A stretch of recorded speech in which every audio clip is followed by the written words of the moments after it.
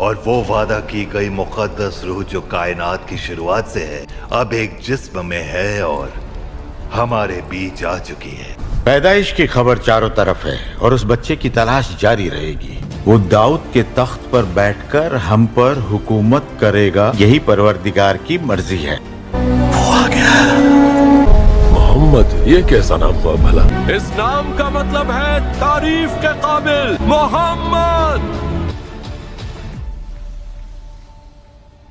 लेकिन सिर्फ मोहब्बत और दोस्ती ही बरकरार रहेगी, ठीक तुम्हारे हाथों की खुशबू की तरह जो हमारे मदीने से निकलने के बाद भी यहाँ तक आ रही है।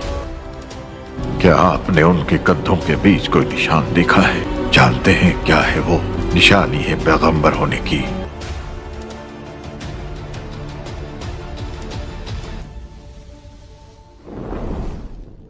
बलूगत के इब्तदाई दिनों में हज़रत मोहम्मद सल्लल्लाहु अलैहि वसल्लम अहले मक्का की बकरियां उजरत पर चराया करते थे, और ये कोई ऐब की बात नहीं थी, बल्कि ये हुजूर अकरम सल्लल्लाहु अलैहि वसल्लम की अज़मत और तवाज़े की खुली दलील है।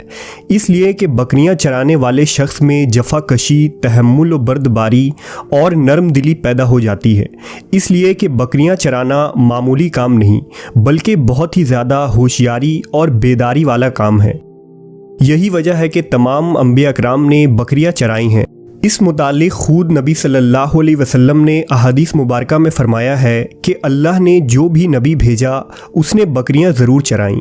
सहाबा ने पूछा कि या रसूल अल्लाह, क्या आपने भी? तो आपने जवाब दिया कि हाँ, मैं भी मक्का वालों की बकरियां किरारियत पर चराता था। इसी तरह एक मरतबा नबी सल्लल्लाहु अलैहि वसल्लम सहाबा कराम के साथ जंगल तशरीफ़ ले गए। सहाबा बैरियां तोड़ तोड़ कर खाने लगे तो आप सल्लल्लाहु अलैहि वसल्लम ने इरशाद फरमाया, जो खूब सया हो वो खाओ, वो ज़्यादा मज़े की होती हैं। ये मेरा उस ज़माने का तजुर्बा है जब मैं बचपन में यहाँ बकरियां चराया करता था। बहरहाल मक्का के उन वादियों में नबी करीम सल्लल्लाहु अलैहि वसल्लम की उम्र मुबारक 20 बरस हो गई। उन दिनों कबीला कुरैश और कबीला कीस ऐलान के दरमियान एक ज़बरदस्त जंग हुई। ये जंग हर्बुल फज्जार के नाम से मशहूर है। दौर जाहिलियत में अरब के छोटे बड़े कबीले की छोटी छोटी बातों पर खूनरेज़ जंग हो जाया करती थी, लेकिन जंग फज्जार को तारीख़ में एक अहम जंग माना जाता है, क्योंकि इस जंग में खुद हुजूर सल्लल्लाहु अलैहि वसल्लम ने शिरकत की थी और उस वक्त आप एक नौजवान शख्स थे। इस जंग की तफसील कुछ यूँ है कि दौर जाहिलियत में अक्कास के मैदान में एक बड़ा मेला लगता था, जिसमें मुशायरे, किस्सा गोई, कुश्तियाँ और तीर अंदाज़ी का मुकाबला हुआ करता था। लिहाजा इस मेले में बनु किनाना के एक शख्स जिसका नाम बराज बिन कैस था, उसने कबीला बनी हवाजिन के अरवा अर्रहाल नामी आदमी को किसी मामूली बात पर कत्ल कर दिया।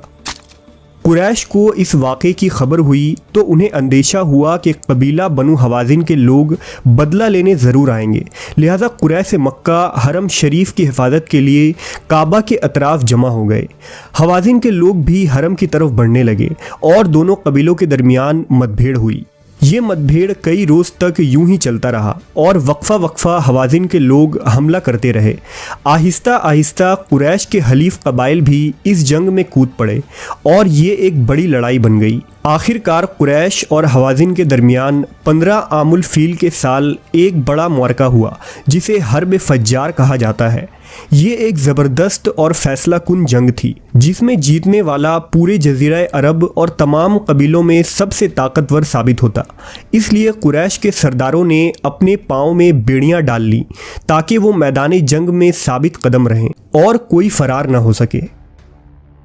इस जंग में हुजूर के चचा ज़ुबैर बिन अब्दुल मुत्तलिब बनु हाशिम की क़यादत कर रहे थे और दूसरे कबीलों का सिपा सलार हर्ब बिन उमैया था। हुजूर के कई चचा और चचाज़ाद भाई इस जंग में शरीक थे।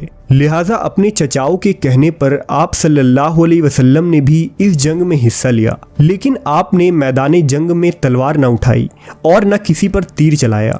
अलबत्ता आप तीर और नेज़ा उठा उठा कर अपने चचाओं को देते और लड़ाई में उनकी मदद किया करते थे। जंग फज्जार के दौरान एक गैर मामूली बात देखी गई। कि जब भी हुजूर सल्लल्लाहु अलैहि वसल्लम मैदान जंग में तशरीफ लाते तो कुरैश जंग जीतने लगते, और जैसे ही नबी करीम सल्लल्लाहु अलैहि वसल्लम मैदान जंग से वापस तशरीफ ले जाते तो कुरैश कमज़ोर पड़ने लगते। लिहाजा कुरैश की फतह याबी और शिकस्त नबी सल्लल्लाहु अलैहि वसल्लम की बरकत पर मुनहसिर था, जिसका मुशाहिदा कई लोगों ने किया। जंग फज्जार से अरब के सैकड़ों घराने बर्बाद हो गए थे। हर तरफ बदामनी और आए दिन लूट मार हो रहे थे। मुल्क का अमनो अमान गारत हो चुका था। न दिन को चैन था और न रात को आराम था।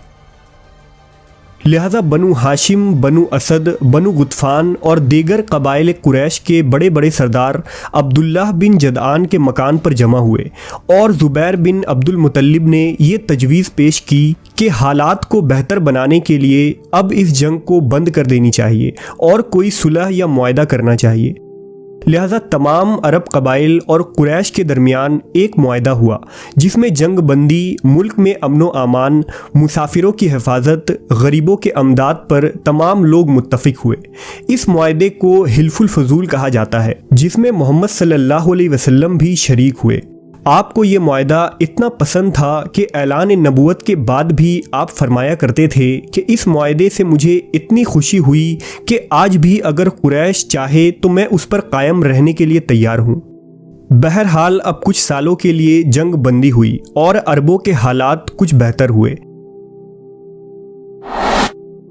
जब नबी करीम सल्लल्लाहु अलैहि वसल्लम की उम्र मुबारक 25 साल के करीब हुई तो तिजारत की तरफ रुझान बढ़ा, लेकिन आपके पास इतनी रकम न थी कि तिजारत कर सकें। लिहाजा जब मक्का की एक खातून को ये खबर हुई तो उसने नबी सल्लल्लाहु अलैहि वसल्लम को पैगाम भेजा कि आप मेरा माल तिजारत के लिए शाम ले जाएं और उसे वहाँ मुनासिब कीमत पर फ़रोख्त करें। इस खातून ने यह पेशकश की कि वो आपको दूसरों से बढ़कर उजरत देंगी। उस खातून का नाम खदीजा बिनते खवील था, जो मक्का की निहायत ही शरीफ ख़ानदान की एक मालदार बेवा खातून थी। सैयदा खदीजा का ताल्लुक कबीला बनु असद से था। आपके वालिद खवील्द बिन असद अरब के अमीर तरीन इंसानों में एक थे। जब जंग फज्जार शुरू हुई थी तो खवील्द ने भी इस जंग में शिरकत की थी और वो इस जंग में मारे गए। लिहाजा बाप के मरने के बाद सैयदा खदीजा ने सारा कारोबार खुद संभालना शुरू कर दिया था। दरअसल सैयदा खदीजा ने पहले ही हुजूर की सदाकत, अमानतदारी और ईमानदारी के चर्चे सुन रखे थे और वो आपकी खूबियों से बहुत मुतासिर थीं। इसलिए उन्होंने आप सल्लल्लाहु अलैहि वसल्लम से तिजारत की ये दरख्वास्त की थी। बहरहाल हुजूर ने सैयदा खदीजा के माल को लेकर तिजारत के लिए शाम रवाना हुए। इस सफ़र में हज़रत खदीजा ने आपके साथ अपने एक ग़ुलाम मीसरा को भी रवाना कर दिया। इब्न इसहाक के मुताबिक सफ़र शाम के दौरान हुजूर सल्लल्लाहु अलैहि वसल्लम ने एक जगह थोड़ा तवक्कुफ़ किया और एक दरख्त के साए में आराम फरमा हुए। करीब नस्तूर राहिब की एक खानकाह थी। राहिब ने जब आप सल्लल्लाहु अलैहि वसल्लम को देखा तो मीसरा के पास आया और पूछा कि वो हस्ती कौन है जो उस दरख्त के नीचे आराम फरमा रहे हैं। उसने कहा, ये अहले हरम के हाशमी कुरैसी जवान मोहम्मद हैं, जो सालेह, अमानतदार और एक सच्चे इंसान हैं। राहिब ने कहा, क्या उनके आँखों में सुर्खी रहती है? मीसरा ने कहा, हाँ, ये सुर्खी हमेशा उनके आँखों में होती है। नस्तूर ने कहा, ये पैगंबर हैं और सबसे आखिरी पैगंबर हैं, जिसकी अलामतें हमारी किताबों में मौजूद हैं। उस दरख्त के नीचे सिवाय नबी अल्लाह के और कोई शख्स भी आज तक न बैठा है। मीसरा ने राहिब के इस बात को जहन नशी कर लिया और सफ़र आगे बढ़ा। जब ये कारवान बसरा पहुंचा तो मोहम्मद सल्लल्लाहु अलैहि वसल्लम ईला के नज़दीक एक खुश्क कुएं की तरफ बढ़े और उसके बाद उस कुएं में अपना हाथ डाला। उसमें से चुल्लू भर पानी उठाकर अपने हाथ धोए और उसके बाद करीब में मौजूद एक सूखे हुए दरख्त के नीचे बैठ गए। मीसरा ने देखा कि वो सूखा हुआ दरख्त अचानक सरसब्ज हो गया और मोहम्मद सल्लल्लाहु अलैहि वसल्लम इसके साए में इबादत में मशगूल हो गए। बहरहाल शाम पहुंचकर आप सल्लल्लाहु अलैहि वसल्लम ने तमाम माल को फ़रोख्त कर दिया और इस तिजारत में बहुत नफ़ा हुआ। लिहाजा हुजूर सल्लल्लाहु अलैहि वसल्लम मीसरा के साथ मक्का के लिए वापस रवाना हो गए। शाम से वापसी पर रास्ते में एक दिन दोपहर और सख्त गर्मी का वक्त था। मीसरा क्या देखता है कि हुजूर ऊंट पर सवार हैं और दो फरिश्ते आपको धूप से बचाने के लिए साया किए हुए हैं। अल्लाह ने मीसरा के दिल में नबी की ऐसी मोहब्बत डाल दी कि गोया वो नबी सल्लल्लाहु अलैहि वसल्लम का ग़ुलाम बन गया।